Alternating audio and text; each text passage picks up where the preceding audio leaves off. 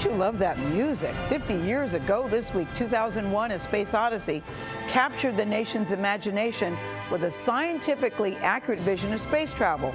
Now a new Smithsonian exhibit celebrating the anniversary aims to make visitors think about our place in the universe. A replica of the hotel room seen at the end of the movie will open this weekend at the National Air and Space Museum in Washington, D.C.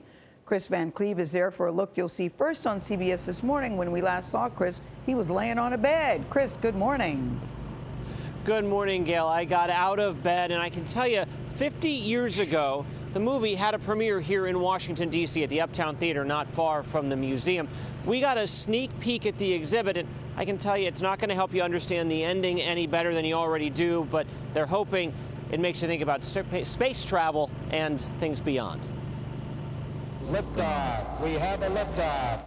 Before the world watched live as Neil Armstrong took that one small step.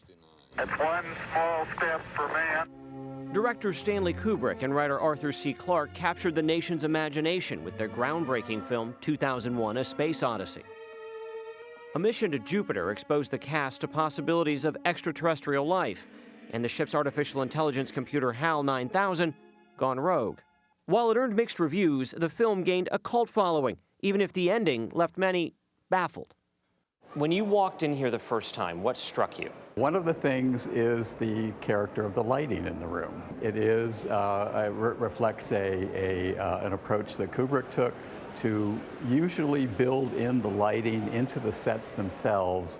Martin Collins is the curator of the Smithsonian's Air and Space Museum exhibit celebrating the film's 50th anniversary. It includes this recreation of the iconic hotel room from the scene, intended to make you think.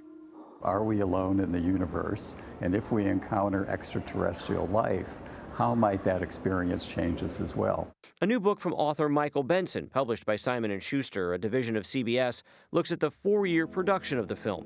We're still talking about 2001, 50 years later, because, for one thing, the film deals with 4 million years of human evolution. Benson says the movie sparked the rise of science fiction in Hollywood. The human characters in 2001 seemed semi-automated and robotic, and the only real human character was Hal. And this was definitely Kubrick's intention to raise these kinds of questions. This is Arthur C. Clarke. A year after 2001: A Space Odyssey became a blockbuster, Arthur C. Clarke appeared on CBS News alongside Walter Cronkite to cover the launch of Apollo 11. Oh, I didn't imagine it would be in my lifetime. Clarke, whose collection of works is now archived at the Smithsonian, said he was already thinking about travel to Mars and beyond. I'm excited yet. It's familiar. There's a feeling of familiarity about all this, and now, of course, I'm thinking about the next thing. But Cronkite wanted an answer to the question on everyone's mind, asking Clarke to explain the ending of the movie. Would you like to tell me what that's all about? No, we won't. I don't think we have time. Yeah, I didn't really get the ending, I'll be honest with you, but the debate about the ending is still going 50 years later. The exhibit is set to open this weekend to the public. It is free, but if you don't want to wait in line, you will need a timed ticket. John? All right, Kris Van Cleave for us. Thank you. That's why you write an ending like that, so they're still talking about it 50 years later. I need to go see it. Even if you don't know.